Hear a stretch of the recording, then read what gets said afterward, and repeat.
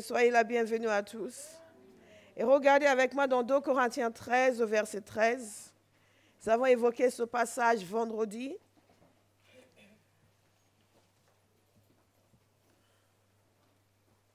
Et aussi dans Actes chapitre 1.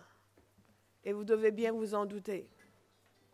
Le Seigneur nous a permis déjà d'explorer la personne du Saint-Esprit, la divinité du Saint-Esprit, longuement dans les Écritures. Son action dans l'Ancien, dans le Nouveau Testament.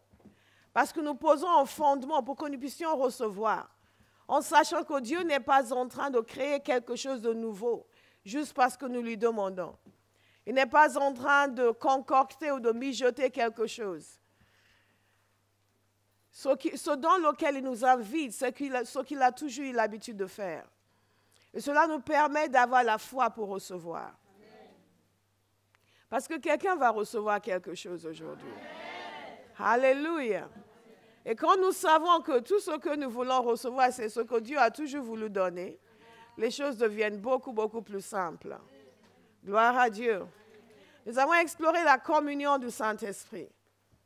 Parce que la communion du Saint-Esprit, c'est la chose essentielle dans la vie du chrétien, qui lui permet réellement de vivre tous les bienfaits de la présence du Saint-Esprit dans notre vie.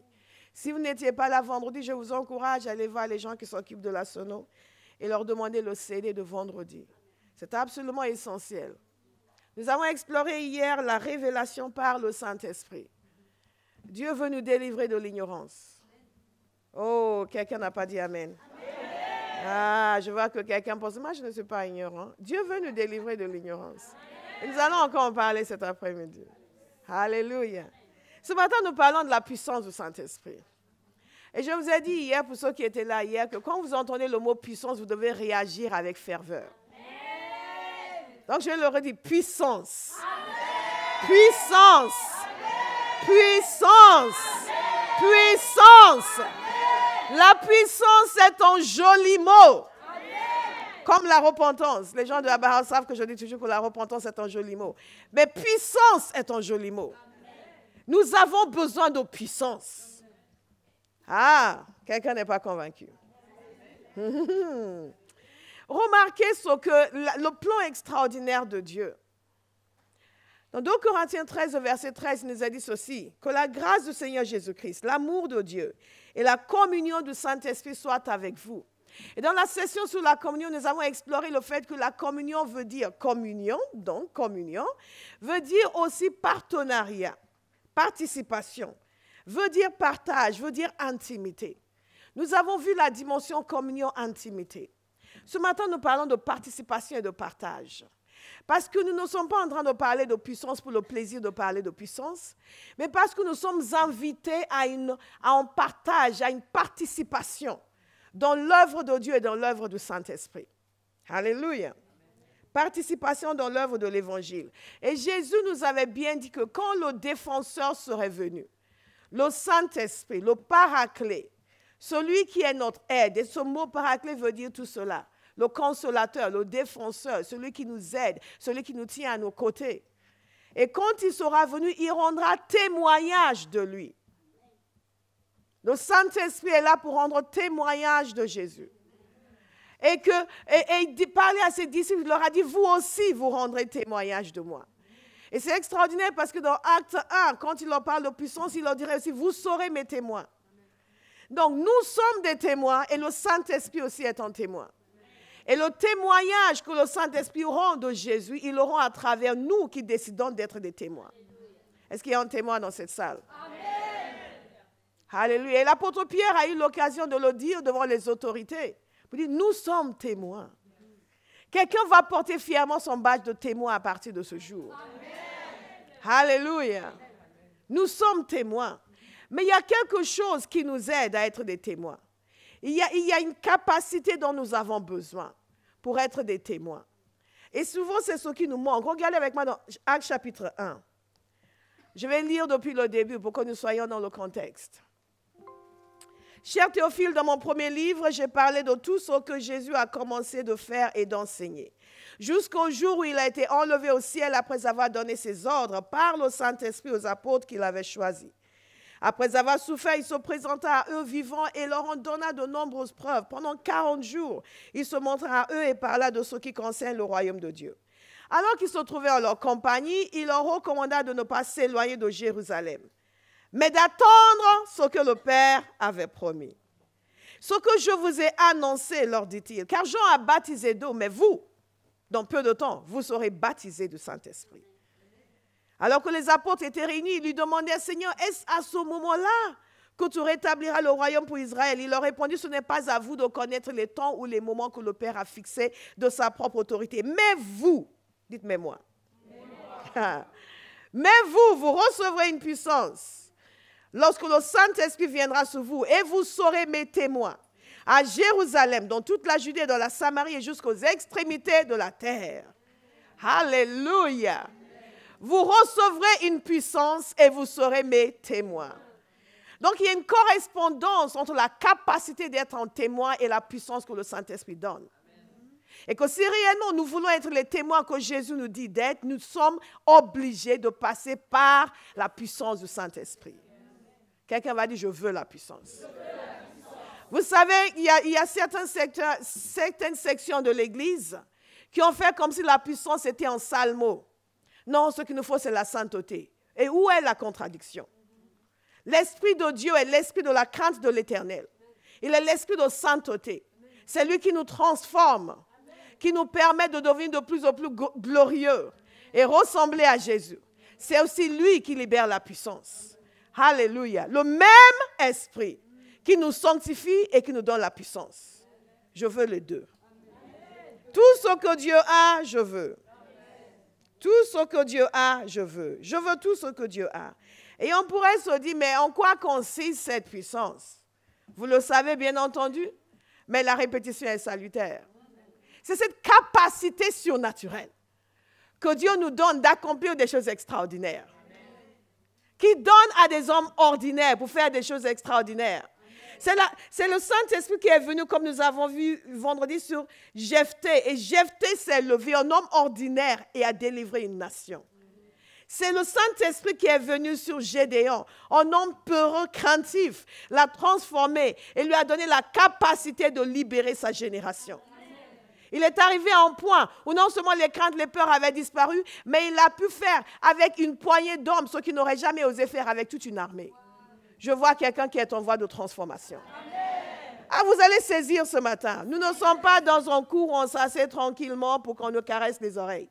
Je ne suis pas venu vous caresser les oreilles. Je suis venu vous mettre en colère et vous mettre au défi. Je suis venu vous secouer pour que vous disiez, ça suffit comme ça. Ça suffit comme ça. Ah, comme disait Stéphanie dans son témoignage, je sais maintenant qui je suis. Et ce n'est pas simplement, je sais qui je suis béni, je suis béni, je suis béni, mes poches sont remplies. Non, je sais qui je suis béni, je suis puissant. Et je suis redoutable.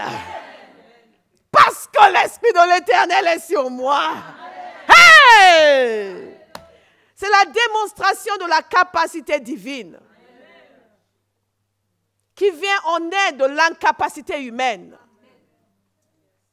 C'est pour cela que toutes ces idées de ce que je ne peux pas, je ne sais pas, doivent nous quitter.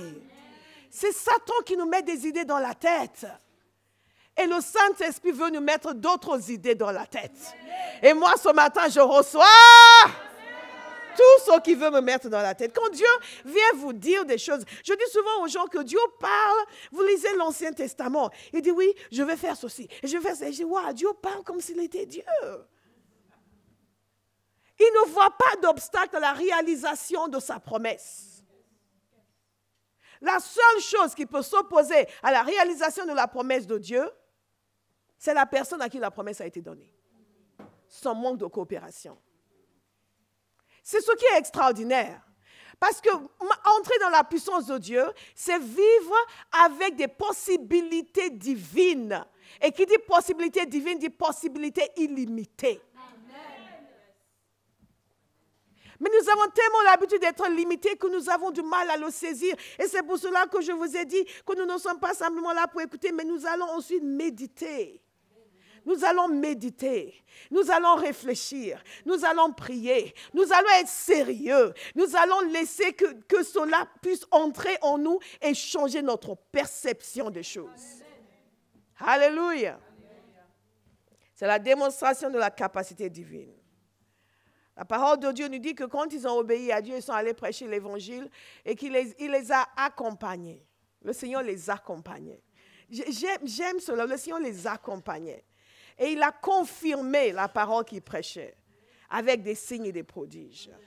Et il y a des endroits où les gens méprisent les miracles, méprisent les signes, méprisent les prodiges. Si vous méprisez les miracles, vous méprisez Jésus parce qu'il en a fait beaucoup. Jésus pensait que c'était important de manifester la puissance, pas uniquement parler aux gens. Il pensait que c'était important de démontrer le surnaturel de Dieu. Il pensait que c'était important de changer les circonstances naturelles. Nous aussi devons considérer que c'est important. Parce que quand il parlait aux disciples, il leur a dit, vous recevrez une puissance. Il n'a pas dit, vous recevrez en amour. Il a dit, vous recevrez une puissance. Je vais le répéter pour quelqu'un qui vient de se réveiller. Il a dit, vous recevrez une puissance. Vous recevrez une puissance. Vous recevrez une puissance. Vous recevrez une puissance. Vous recevrez une puissance. Puissance. Et nous avons remplacé la puissance par le bruit. Mais il faut être bruyant. Parce que le Saint-Esprit est venu bruyamment. Donc Dieu est bruyant. Alléluia. Il n'y a pas de s'en doter à ne pas ouvrir la bouche. Non, il y a différentes formes de prière. Nous allons voir cet après-midi. Cet après-midi, quelqu'un va entrer dans une dimension de prière comme jamais auparavant. Amen. Quelque chose va être déclenché. Amen. Parce que nous ne sommes pas là uniquement pour la théorie, mais pour la pratique. Amen. Pour qu'il se produise en nous ce qui doit se produire. Amen. Ah! I'm already excited. La puissance, c'est la capacité de fonctionner dans le monde surnaturel. Les gens qui sont dans l'occultisme, ils fonctionnent dans le monde surnaturel. Et ils menacent les enfants de Dieu, qui, eux, ont accès à une puissance supérieure. C'est une aberration. Et à partir de maintenant, ça va vous révolter. Amen. La prochaine fois que quelqu'un s'approche de vous pour dire, je vais lire votre poème, non, je vais vous imposer les mains. Amen. Alléluia. Et quand quelqu'un va venir frapper chez vous, oui, vous avez besoin de ceci. Non, non, non, je vais vous donner une Bible. Alléluia. Puissance, puissance, puissance. Et vous savez, Jésus nous a dit quelque chose qui est vraiment très intéressant. Il a dit, parce que, vous savez, les disciples étaient parfois difficiles, ils ne comprenaient pas toujours ce qu'ils disaient.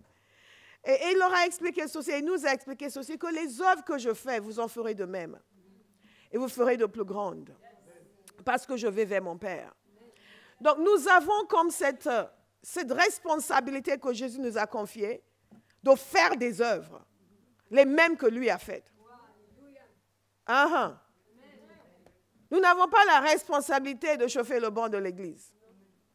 Nous n'avons pas la responsabilité de simplement chanter, oh, j'aime le Seigneur. Non, nous avons la responsabilité de faire les mêmes choses que Jésus a faites. Mais ce qui est extraordinaire, c'est que nous voyons exactement comme Jésus a fait. Donc, en fait, la chose est très simple.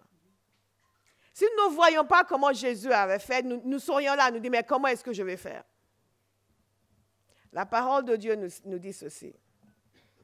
Qu'il allait partout faisant du bien. Acte 10, 38. Guérissant tous ceux qui étaient opprimés par le diable. Car Dieu était avec lui. Alléluia. Qu'il était loin du Saint-Esprit et de puissance. Et il allait partout faisant du bien. Donc en fait, c'est ça son secret. Il était loin du Saint-Esprit. C'est le seul secret qu'il avait. Il a été engendré par le Saint-Esprit. Il a reçu l'esprit de conseil. Et il était loin du Saint-Esprit. Et c'est pour ça qu'il a pu faire ce qu'il a fait. Et donc nous, on peut dire, oui, mais et nous? Mais il a dit, vous recevrez une puissance. Le Saint-Esprit. Le même que j'avais. Le même que j'ai.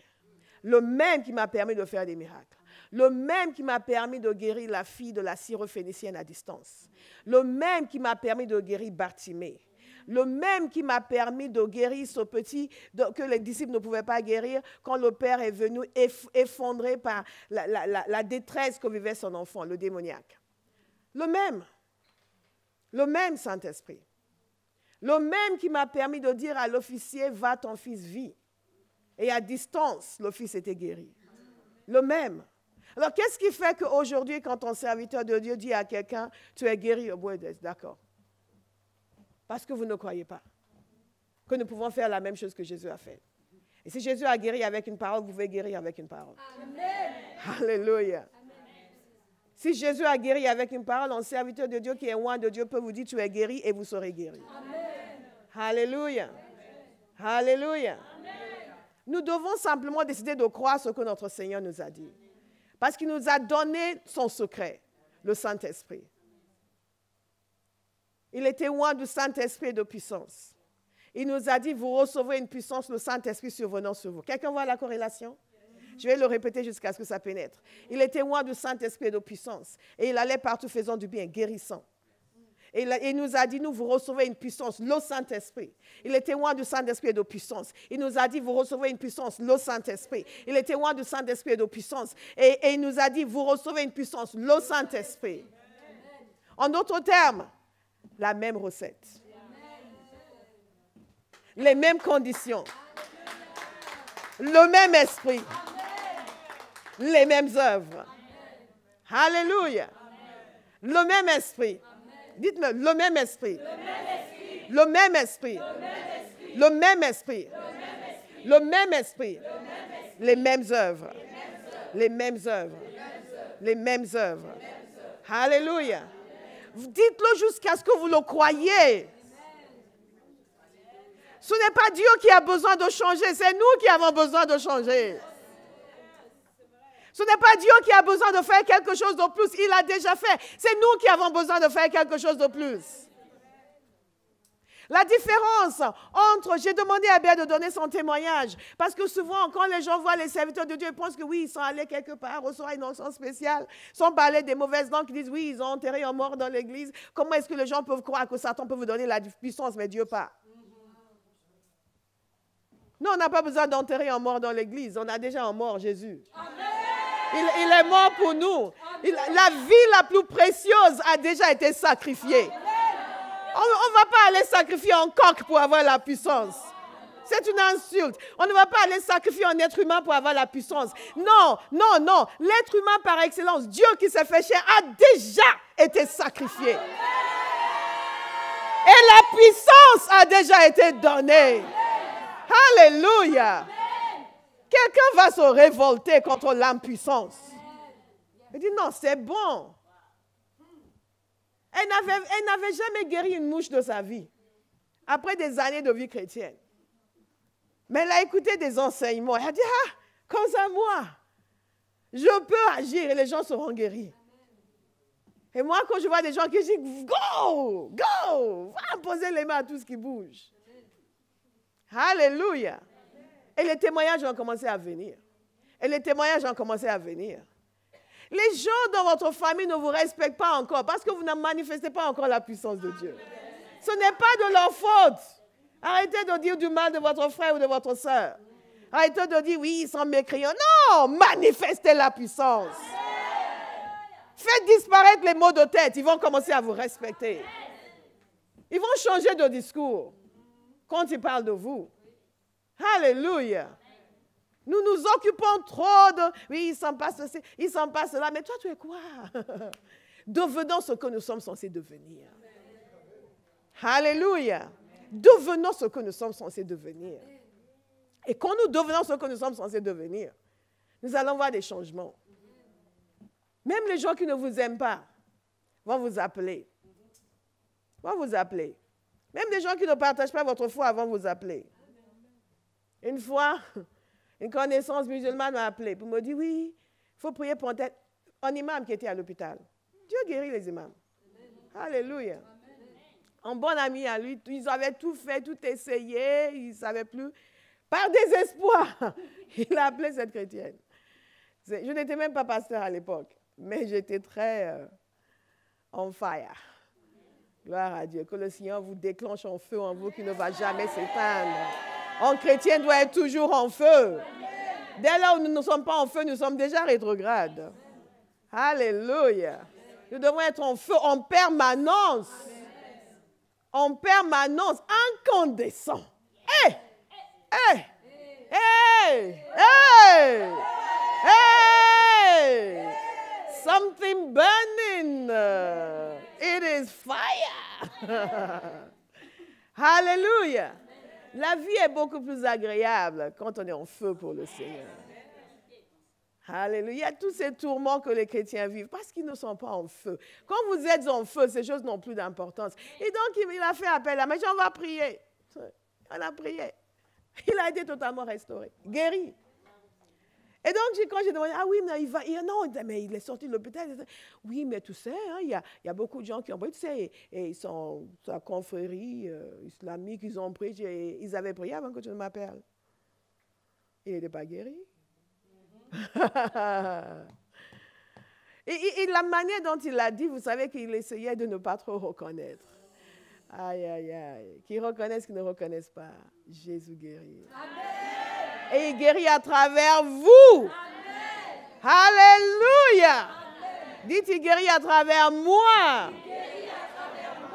Parce que j'ai reçu l'Esprit et la puissance du Saint-Esprit. Alléluia. God is good. J'aime les gens qui vont accepter. Oui, mais bon, je suis chrétien. Non, juste accepte. Va guérir le malade, va guérir le malade. Va guérir les malades. Alléluia. Et ce qui est extraordinaire, c'est que quand Jésus s'est présenté à ses disciples, il leur a dit ceci, je vous envoie, tel que mon Père m'avait envoyé. Nous sommes envoyés de la même façon que Jésus a été envoyé par le Père, revêtu de la puissance du Saint-Esprit. Vous savez, pendant toutes ces premières années sur terre, il a vécu comme un être humain normal, ordinaire, jusqu'au jour où il a été baptisé et que le Saint-Esprit est venu sur lui. Et la parole de Dieu nous dit que l'Esprit l'a poussé dans le désert. Il a été tenté pendant 40, il a jeûné pendant 40 jours. Ensuite, il a été tenté. Il est sorti de là. Il est sorti de là revêtu de la puissance du Saint-Esprit.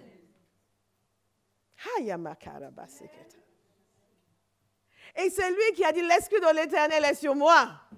Car il m'a oint. Hey, est-ce qu'il y a quelqu'un qui est oint ici ce matin?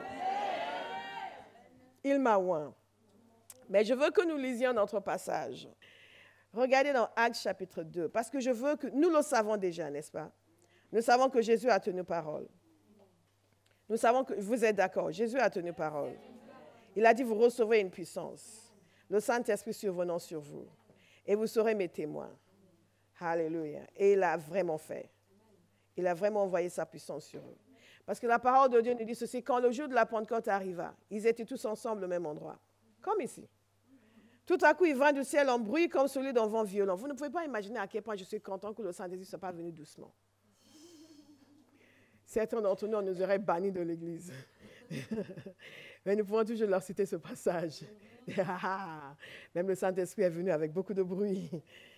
Comme celui d'un vent violent qui remplit toute la maison où ils étaient assis.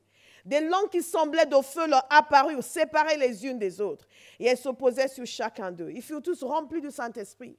Et se mirent à parler en d'autres langues comme l'Esprit leur donnait de s'exprimer.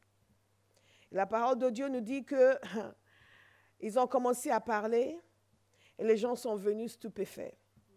Il nous a dit ceci, ils étaient tous remplis d'étonnement et d'admiration. Et ils se disaient les uns aux autres, ces gens qui parlent ne sont-ils pas tous galiléens? Comment se fait-il donc que nous les entendions chacun dans notre propre langue, notre langue maternelle, Parthes, Mèdes, Élamites, habitants de la Mésopotamie, de la Judée, de la Cappadocie, du Pont, de l'Asie, de la Phrygie, de la Pamphylie, de l'Égypte, du territoire de la Libye voisine, de Cyrène, et résidents venus de Rome, juifs de naissance ou par conversion, Crétois et Arabes, Parisiens. Nous les entendons parler dans notre langue des merveilles de Dieu, tous remplis d'étonnement, ne sachant que penser. Ils se disaient les uns aux autres, qu'est-ce que cela veut dire? Et Pierre a pris la parole. Il leur a expliqué ce que cela voulait dire. Et à partir de ce jour, les apôtres ont été transformés. À partir de ce jour, les apôtres ont été transformés. À partir de ce jour, ils ont été transformés. Il ne s'est pas passé autre chose que la venue du Saint-Esprit. Mais ils attendaient, ils voulaient, ils désiraient.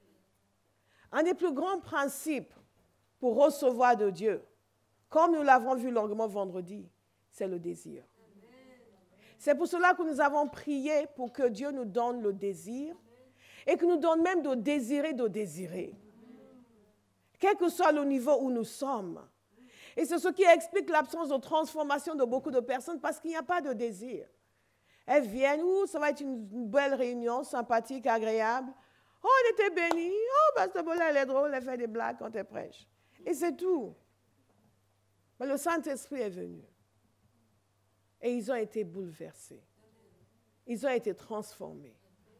Dieu va transformer quelqu'un aujourd'hui. Est-ce que vous le désirez? Est-ce que vous le désirez? À partir de ce jour, ils n'ont plus été le même. Et je prophétise sur quelqu'un qu'à partir de ce jour, vous ne serez plus les mêmes. Au nom de Jésus. À partir de ce jour, vous ne serez plus le même. Dieu nous donne des rendez-vous divins.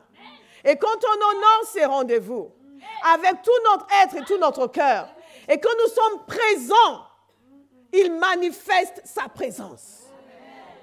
Et nos vies sont impactées. Il y a un jour pour sortir de la léthargie. Il y a un jour pour sortir de l'arriérisme. Il y a un jour pour sortir de l'attentisme. Il y a un jour pour sortir de la tristesse. Et je déclare sur quelqu'un que ce jour, c'est maintenant. C'est aujourd'hui au nom de Jésus. Il y a un jour où tout ce qui est contraire à la volonté de Dieu doit prendre fin. Satan nous a menti pour nous donner l'impression que nous devons gérer la dépression, gérer la tristesse, gérer la passivité, gérer les circonstances qui n'honorent pas Dieu dans nos vies. Nous n'avons pas à les gérer, nous les évacuons. Amen. Alléluia. Nous ne faisons pas de foi, nous libérons notre foi, nous acceptons. L'Esprit Saint m'est donné. Je reçois, tombe sur moi, Saint-Esprit. Et j'accepte de laisser de côté ce qui est derrière moi. J'accepte de laisser de côté les regrets. J'accepte de laisser de côté mes erreurs. J'accepte de laisser derrière moi. Et j'avance d'un pas décidé vers un avenir glorieux. Manifestant la puissance de Dieu. Manifestant la puissance de Dieu. Nous avons trop traîné des fardeaux, trop traîné des regrets, trop traîné des choses. Ça suffit. Dieu cherche une église puissante. Et c'est le même Saint-Esprit que Jésus a reçu. C'est celui qui nous est donné. Nous ne pouvons pas continuer à vivre comme s'il n'était pas là.